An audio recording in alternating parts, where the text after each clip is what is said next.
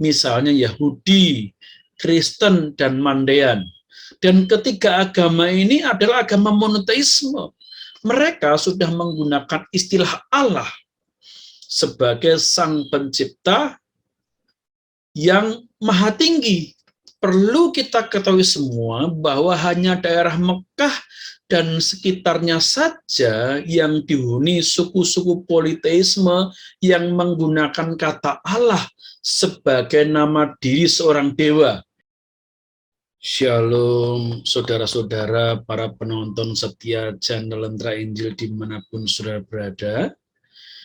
Saya berdoa kiranya damai sejahtera dari Tuhan kita Yesus Kristus dicurahkan, dilimpahkan di dalam kehidupan saudara semua. Saudara kasih Tuhan, seperti janji saya sebelumnya bahwa saya akan membahas mengapa sih kok dalam bahasa Indonesia ini God, Elohim, Theos itu diterjemahkan dengan menggunakan kata Allah.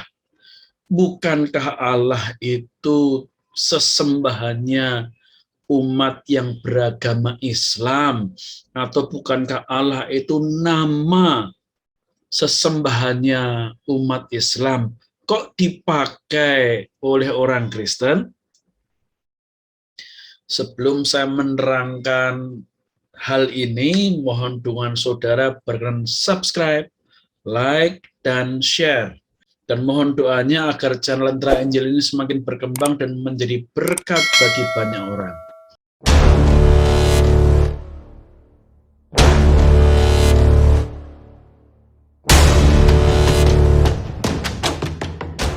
Saudara kasih Tuhan, mengapa sih Elohim, Theos, dan God itu diterjemahkan Allah?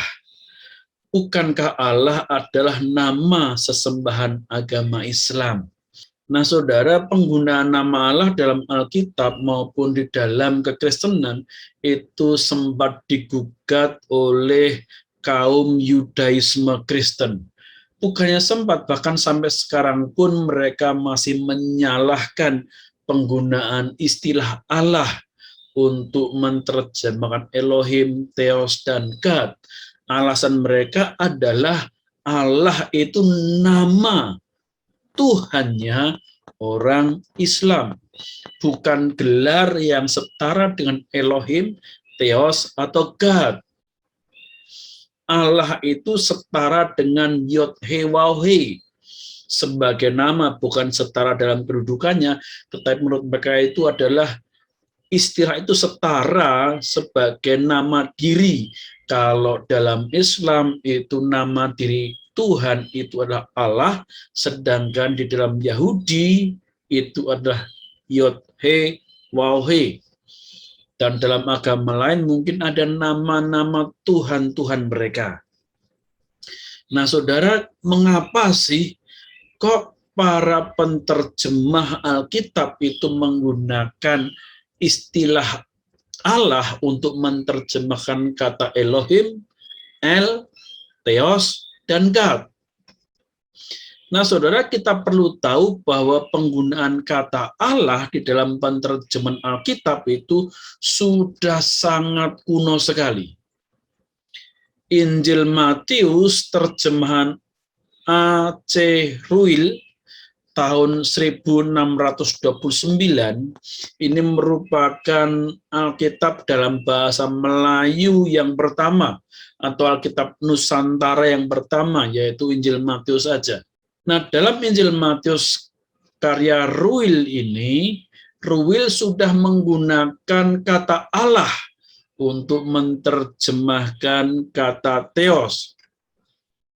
Contohnya dalam Matius pasal 1 ayat 23.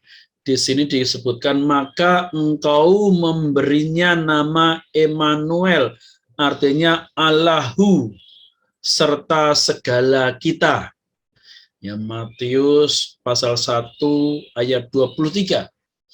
Nah, jadi sejak 1629 itu kata Allah sudah digunakan sejak Alkitab diterjemahkan pertama kalinya dalam bahasa Nusantara Ya, terutama pada waktu itu masih bahasa Melayu.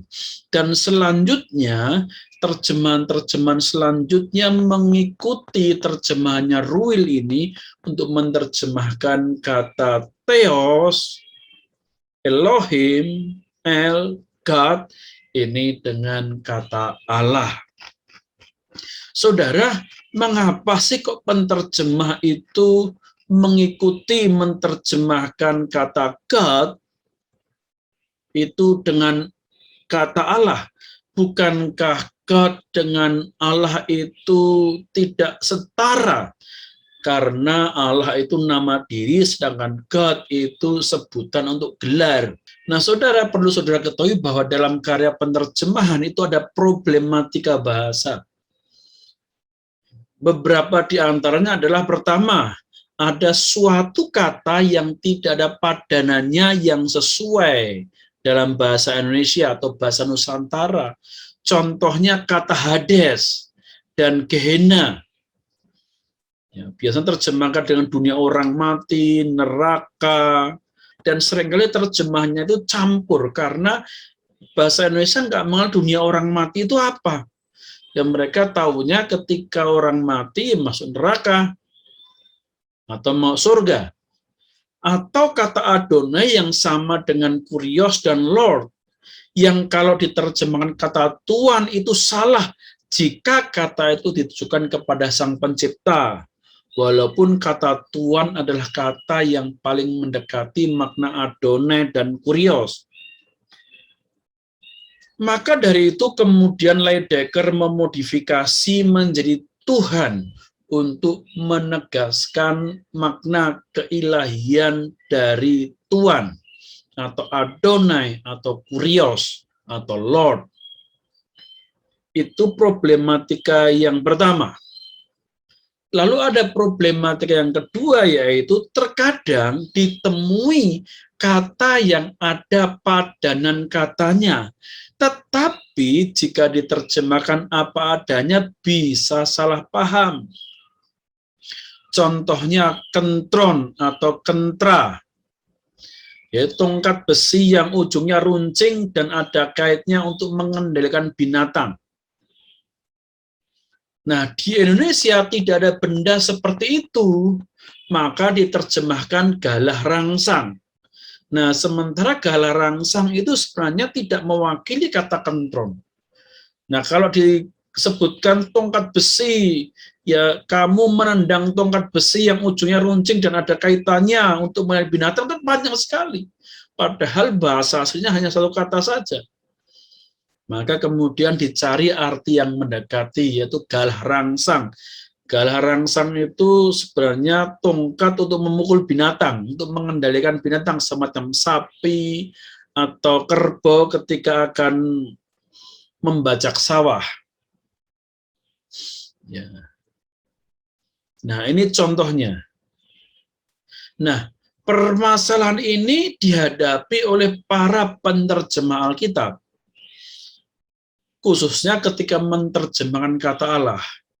Ketika para penerjemah hendak menerjemahkan kata God, Elohim, Theos, dan lain-lain, ya, kata yang sejajar dengan istilah itu dalam bahasa Melayu adalah dewa. Namun kata ini kalau diterjemahkan menjadi dewa, bisa ada kesalahpahaman dengan konsep politeisme. Bahkan ada rasa pertentangan di dalam hati orang-orang Kristen. Masa sih Elohim disebut dengan dewa, Theos terjemahan dengan dewa. Dewa itu kan sesembahan yang macam-macam, bahkan ada dewa yang bisa kalah dengan manusia. Nah, karena jika diterjemahkan menjadi kata dewa, justru bisa salah paham dan bisa salah dalam implikasi teologisnya. Untuk itu kemudian para penerjemah meminjam kata Allah dari bahasa Arab. Mengapa para penerjemah kemudian lebih condong menggunakan kata Allah daripada kata dewa? Karena kata Allah tidak ada konotasi politeismenya dan sudah familiar dengan orang-orang Indonesia waktu itu. Bahkan suku-suku politeisme di Indonesia sudah menggunakan istilah ini juga sebagai nama gelar Sang Pencipta. Sebagai contoh, ya di masyarakat Jawa itu sudah biasa ya menyebutkan Gusti Allah Kang Murbeng Dumadi. Ketika orang Jawa menyebutkan Gusti Allah itu bukan berarti Allah itu nama diri. Karena bagi orang-orang yang beragama Jawa, mereka punya nama diri dewa-dewa mereka. Maka ketika mereka menyebut Gusti Allah, ya orang Jawa itu mereka mempunyai konsep sebagai Sang Pencipta yang tertinggi, yang maha segalanya. Ditambah lagi dengan fakta bahwa istilah Allah itu sudah digunakan secara luas sebagai sebutan gelar Sang Pencipta. Bukan hanya di Arab saja, bahkan juga digunakan di beberapa daerah di luar Arab, misalnya di Pulau Malta. Nah, saudara, fakta-fakta sejarah membuktikan bahwa sebelum ada Islam, kata Allah sudah digunakan oleh orang-orang Timur Tengah secara luas dari berbagai macam agama untuk menyebutkan gelar Sang Pencipta. Misalnya Yahudi, Kristen, dan Mandean. Dan ketiga agama ini adalah agama monoteisme. Mereka sudah menggunakan istilah Allah sebagai Sang Pencipta yang maha tinggi. Bahkan di awal abad ke-5 itu sudah ada seorang uskup yang menggunakan nama Allah. Itu yang tertulis dia sebagai uskup. Bisa jadi sebelum-sebelumnya di abad ketiga atau abad sebelumnya sudah ada juga penggunaan istilah-istilah Allah itu di Timur Tengah. Lalu juga banyak martir-martir di abad ke-6 ya, yang juga menggunakan nama Allah, bahkan menulis berkatnya dengan menggunakan kata Bismillah. Itu sebelum ada Islam. Demikian juga dengan catatan-catatan orang Yahudi maupun juga agama Mandean, yang sebenarnya Mandean ini campuran antara Yahudi dan Kristen. Mandean ini menerima Yohanes sebagai nabi, tetapi tidak menerima Tuhan Yesus. Perlu kita ketahui semua bahwa hanya daerah Mekah dan sekitarnya saja yang dihuni suku-suku politeisme yang menggunakan kata Allah sebagai nama diri seorang dewa. Ini sebelum ada Islam. Nah, suku-suku politeisme itu senang mengikuti dewa-dewa bangsa asing dan kemudian dijadikan dewa mereka dengan dibuatkan monumennya atau patung-patungnya. Dari catatan sejarah dan arkeologi menunjukkan bahwa kota Mekah itu bukan kota kuno yang memiliki sejarah kebudayaan dan agama yang kuat, yang asli dari daerah itu. Ya, agama-agama dewa-dewa di Mekah dan sekitarnya, kota-kota sekitarnya, itu mengadopsi ilah-ilah, dewa-dewa, tuhan-tuhan, bangsa-bangsa lain. Kemudian mereka sembah semua panteon itu, ya, semua Tuhan-Tuhan, semua Allah-Allah itu mereka sembah semua. Apalagi kita diberi informasi bahwa penduduk Mekah dan sekitarnya itu pada waktu belum ada Islam itu banyak yang kurang terpelajar dan jahiliyah. Maka bisa disimpulkan bahwa mereka justru mengadopsi atau meminjam nama-nama Allah dan dewa bangsa lain dan dijadikan sebagai sesembahan mereka. Nah, artinya adalah pada era sebelum Islam, penggunaan nama Allah sebagai generic name, ya, nama untuk gelar sebutan Sang Pencipta itu lebih banyak digunakan dan lebih dahulu digunakan masyarakat Timur Tengah secara luas. Namun hanya sekelompok kecil saja yang menggunakannya sebagai nama diri dewa mereka. Fakta inilah yang mendasari penggunaan kata Allah untuk menerjemahkan kata God, Elohim, atau Theos.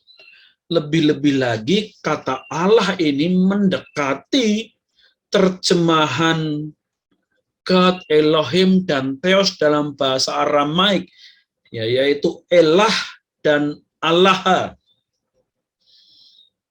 Orang Aram atau Syria Barat dan Timur itu ada yang menyebut Elah, Elah, Allah, dan Allah untuk menerjemahkan Elohim dan Theos yang sejajar dengan God. Nah, ini menunjukkan bahwa sesungguhnya awalnya nama Allah atau istilah kata Allah itu sebenarnya adalah generic name. Suatu gelar, sebutan gelar, bukan nama diri atau proper name. Nah, ini yang perlu kita ketahui mengapa Alkitab kita menerjemahkan Elohim, Theos itu menjadi Allah.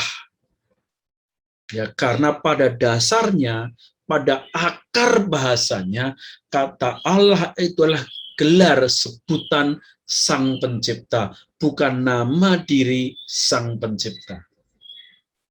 Dan saudara perlu ketahui bahwa bukan hanya penerjemahan Alkitab saja yang menghadapi persoalan-persoalan atau polemik-polemik di dalam penerjemahan. Kitab-kitab lain pun juga mengalami persoalan sama. Contohnya pada waktu para penerjemah Quran hendak menerjemahkan kata ilah, mereka meminjam kata Tuhan milik Alkitab. Inilah kemudian Quran meminjam istilah Tuhan. Sebenarnya istilah Tuhan itu adalah istilah Kristen milik Alkitab yang dimodifikasi oleh Leydecker kata Tuhan, dipinjam untuk menerjemahkan ilah. Ya, walaupun sebenarnya peminjaman ini juga salah karena Tuhan itu maknanya Rab dalam bahasa Arab atau Sayyid dalam bahasa Arab, bukan ilah. Namun itu sudah merupakan fakta sejarah dan kemudian bisa dimengerti sehingga Kamus Besar Bahasa Indonesia pun juga menyebutkan bahwa Tuhan itu adalah suatu gelar, jabatan, penguasa atau pencipta yang ilahi. Namun sebenarnya Tuhan itu sejajar dengan Lord, sejajar dengan Kurios, sejajar dengan Adonai. Nah, saya rasa apa yang saya jelaskan sudah jelas ya. Namun saudara ada yang ngomong begini dalam diskusi.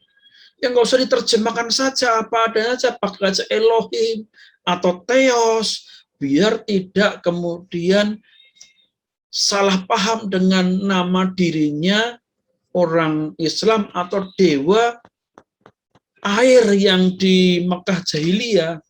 Nah, sudah saya jelaskan bahwa sebenarnya masyarakat Timur Tengah secara luas pada waktu itu sudah menggunakan istilah Allah itu untuk menyebutkan Tuhan Sang Pencipta langit dan bumi yang tertinggi. Tidak ada yang lainnya agama-agama monoteisme yang ada, yaitu Yahudi, Kristen, dan Mandaean menggunakannya. Ya, sebagai agama Hanif atau agama politeisme pada waktu itu. Hanya sekelompok kecil suatu suku saja yang menggunakan kata Allah ini sebagai nama diri dari dewa air. Ya, atau dewa bulan. Hanya sekelompok kecil saja. Sementara mayoritas yang lebih luas dan lebih tua itu menggunakan kata Allah itu sejajar dengan kata Allah, Elah, Elohim, Theos. Alasan kedua lah saudara bahwa Kita tidak bisa berandai-andai masyarakat zaman dahulu, masyarakat Indonesia zaman dahulu seperti masyarakat sekarang, di mana literatur dan sarana belajar itu sudah lengkap seperti zaman sekarang. Masyarakat zaman dahulu itu kan juga masih sangat terbatas pemahamannya. Kalau menggunakan kata Elohim, Theos, apakah mereka akan paham maksudnya apa itu Elohim dan Theos? Ya, sebagai contoh pengalaman saya, ketika saya masih kecil itu di desa saya itu disetelkan film Tuhan Yesus dalam bahasa Jawa. Ya. Kemudian ada mbah-mbah orang tua mengatakan, loh, kok Tuhan Yesus kok ngomong bahasa Jawa ya? Apa Tuhan Yesus dari Jawa ya? Orang Jawa ya Tuhan Yesus ya? Nah, pada zaman dahulu hanya masalah diterjemahkan dalam bahasa Jawa, filmnya itu didubbing dengan bahasa Jawa itu, banyak mbah-mbah yang salah paham, dikirain Tuhan Yesus itu dari Jawa. Dan pernah juga terjadi ketika di daerah Sidikalang, ya disetelkan film Tuhan Yesus dengan bahasa Pak Dairi. Ada anak-anak kecil dan juga opung-opung juga ngomong yang sama. Ya, loh, ternyata Yesus itu orang Pak ya. Itu bisa ngomong Pak kok. Nah, saudara, itu bukan Indonesia yang masih kuno. Ya. Dengan hal itu saja banyak yang salah paham. Apalagi kalau masih menggunakan istilah-istilah asing. Oleh sebab itu, para penterjemah berusaha mencari kata yang gampang dimengerti, namun tidak salah paham. Dan buktinya tidak salah paham. Sebelum muncul kelompok mesianik ini nggak ada yang salah paham. Semua orang Kristen paham, mengerti bahwa Allah untuk kekristenan itu bukan nama diri, tetapi gelar jabatan atau generic name, bukan proper name. Kiranya apa yang saya sampaikan ini boleh memberikan pencerahan buat kita semua, membuka wawasan kita untuk kita semakin cerdas di dalam keimanan kekristenan kita. Tuhan Yesus memberkati saudara semua. Shalom Aleichem.